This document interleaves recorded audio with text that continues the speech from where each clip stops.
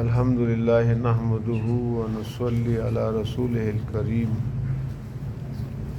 وعلی آلہ واصحابہ اجمعین اما بعد فعن ابی ہریرہ رضی اللہ تعالی عنہ ان رسول اللہ صلی اللہ علیہ وسلم قال مثلی ومثل الانبیاء من قبلی کمثل رجل بنا بنیانا فاحسنہ واجملہ إلا موضع لبنة من زاوية من زواياه فجعل الناس يطوفون به ويعجبون له ويقولون هل وضعت هذه اللبنة قال فأنا اللبنة وأنا خاتم النبيين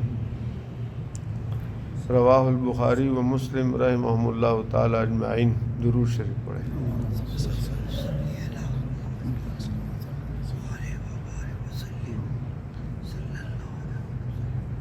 رمضان مبارک سے پہلے ختم نبوت کے عنوان سے ہمارے کئی درس ہو چکے تھے اور ان میں ہم نے کچھ آیات قرآنیہ کو آپ کے سامنے رکھا جن میں جناب رسول اللہ صلی اللہ تعالی علیہ وسلم کی ختم نبوت کا ذکر ہے.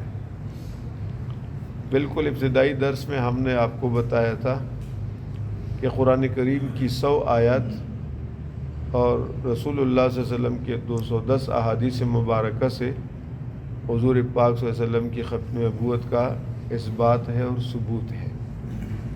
چنانچہ اب اس سلسلے میں کچھ احادیث مبارکہ بھی ہم آپ کے سامنے پیش کرتے ہیں. میں نے ابھی جو حدیث پاک تلاوت کی یہ امام بخاری رحمۃ اللہ علیہ نے اور امام مسلم رحمۃ اللہ علیہ نے اپنی کتابوں میں حضرت ابو ہریرہ رضی اللہ تعالیٰ عنہ سے اپنی سند کے ساتھ ان تک پہنچا کر نقل کی ہے. ابو ہریرہ رضی اللہ تعالیٰ عنہ فرماتے کہ جناب رسول اللہ صلی اللہ علیہ وسلم نے ارشاد فرمایا کہ میری اور مجھ سے پہلے انبیاء کی مثال ایسی ہے کہ ایک شخص نے بہت ہی حسین و جمیل محل بنایا، خوبصورت محل بنایا، مگر اس کی کسی کونے میں ایک اینٹ کی جگہ چھوڑ دی اور لوگ اس کے گرد گھومتے ہیں اور اس پر عش عش کرنے لگے کہ زبردست شاندار محل ہے، وہ بڑی اچھی کوٹھی ہے، مگر کہنے لگے کہ یہ جو ایک اینٹ کی جگہ ہے یہ کیوں خالی ہے، ایک اینٹ یہ کیوں نہیں لگائے. اس پہ تعجب کرتے ہیں. آپ صلی اللہ تعالیٰ علیہ وسلم نے فرمایا میں وہی کونے کی آخری اینٹ ہوں اور میں نبیوں کو ختم کرنے والا ہوں. مراد کیا؟ حضور پاک صلی اللہ علیہ وسلم نے نبوت و رسالت کو حسی طور پر ایک محل کے ساتھ تشبیہ دی اور یوں سمجھایا کہ گویا یہ ایک قصر نبوت ہے اور کسی بھی محل، کوٹھی اور عمارت و تعمیر کی بنیاد ہوتی ہے، پھر دیواریں ہوتی ہے، پھر چھت پڑتا ہے اس کے اندر. فرمایا یہ پورا محل مکمل ہو گیا. آدم علیہ السلام سے لے کر جناب رسول اللہ صلی اللہ تعالیٰ علیہ وسلم تک یہ انبیاء علیہ السلام آ گئے اور سب نے نبوت و رسالت کی ذمہ داریوں کو نبھایا اور پورا کیا. اب میں آخر میں ہوں تو جیسے اس عمارت کی ایک اینٹ کی لگانے سے وہ عمارت مکمل ہو گئی، اس طرح میری آمد سے نبوت مکمل ہو گئی.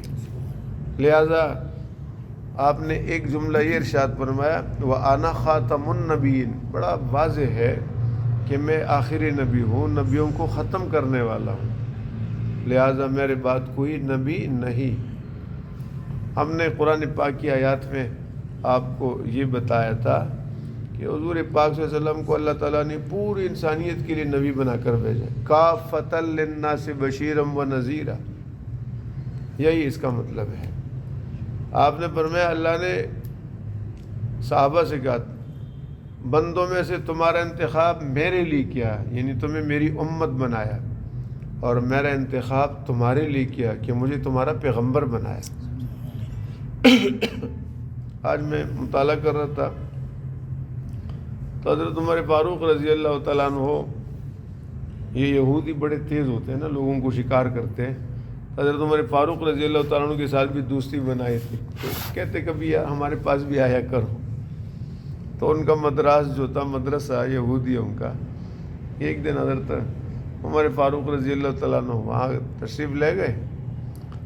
تو اس زمانے میں اس طرح کی کتابیں تو نہیں ہوتی تھی، وہ پتھروں کی سیلوں پر، چمڑے پر، درختوں کی چالوں پر اپنی کتابت ہوتی تھی، کاغذ باقاعدہ ایجاد نہیں ہوا تھا. تو کچھ چمڑے خشک اٹھا لیے انہوں نے ان سے، جن پہ کچھ ان کی تورات کی کچھ مضامین لکھے ہوئے تھے. تو حضرت عمر رضی اللہ تعالیٰ عنہ لے کر آئے اور آپ صلی اللہ علیہ وسلم کے سامنے بیٹھ کر وہ پڑھنے لگے. یعنی جیسے ہم مجمع میں بیٹھے اور ایک آدمی آپس میں لگے اور کچھ پڑھ رہا ہو. اب یہاں دو روایتیں، ایک روایت میں تو یہ ہے کہ آپ صلی اللہ علیہ وسلم کا چہرہ انور لال ہو گیا غصے سے، تو یہ لفظ تو دونوں روایتوں میں ہے. لیکن یہاں ایک میں ہے کہ حضرت ابوبکر نے کوہنی ماری حضرت عمر کو کہ ارے سکیلت کا ام کا یا عمر، تیری ماں تجھے گم کرے، دیکھتے نہیں حضور کتنے ناراض ہو رہے ہیں. اور ایک میں یہ ہے کہ آپ صلی اللہ علیہ وسلم جب غصہ ہوئے اور چہرہ انور سے ناگواری کا اور ناراضگی کے آثار نمایاں تھے، تو انصار نے بھانپ لیا. چنانچہ انہوں نے کہا بھئی ہتھیار لے آؤ، اپنے سارے مسلح ہو کر آئے اور آپ صلی اللہ علیہ وسلم ممبر پر تشریف فرما ہوئے. اور آپ نے کہا کچھ باتیں کی، اور ان میں ایک اہم ترین بات یہ سمجھائی کہ اگر آج موسیٰ زندہ ہوتے اور تم جا کر اس کی تابعداری کرتے تو تم گمراہ ہو جاتے. اور ایک روایت میں یہ بھی الفاظ ہے کہ موسیٰ کو بھی میری تابعداری اور اطاعت کے علاوہ اور کوئی راستہ نہیں. اس میں حضرت عمر جلدی کھڑے ہو گئے اور انہوں نے ایک جملہ کہا، رضیت باللہ ربم و بالاسلام دینم و بمحمد صلی اللہ علیہ وسلم، کہ میں اس بات پہ راضی ہوں کہ میرا رب اللہ ہے اور میرا دین اسلام ہے اور میرا پیغمبر حضرت محمد صلی اللہ علیہ وسلم. تو اگر موسیٰ جو صفی اللہ اور کلیم اللہ کا مقام ان کو ملا اور اللہ ان کے ساتھ ہم کلام ہوئے، جلیل القدر پیغمبر، اگر ان کے لیے بھی کوئی گنجائش نہیں کہ اگر وہ آئے تو ہمارے اپنے کوئی شریعت کے ساتھ، تو قادیان کا جو کانا دجال تو اس کے لیے کیا گنجائش ہوگی.